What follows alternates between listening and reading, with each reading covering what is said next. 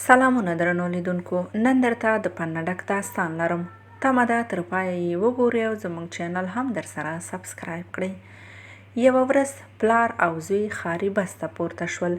کله چې بس حرکت وکړ، یو دم د دې سړي ځوان زوی پلار ته چیغه کړه: پلاره وګوره، ونې شاوخوا ته روانې دي.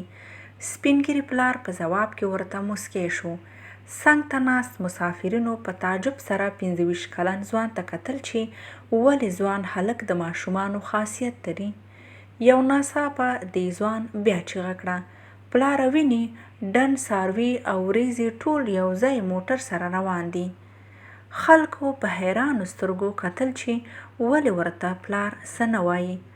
بیا دې ځوان وویل: پلار جانه، باران دی، اوبه مې لاس کې وینې.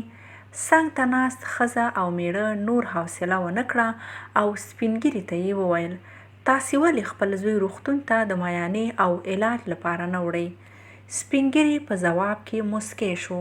ویې ویل: موږ همدا اوس روغتون نه راغلو، کور ته ځو. زما د ګران زوی سترګې بینا شوې، هغه اوس هر څه ویني. هغه د لیونو په څېر ښکاري، خو په حقیقت کې زما زوی اوس د ژوند په خوند او رنګ پوه شو.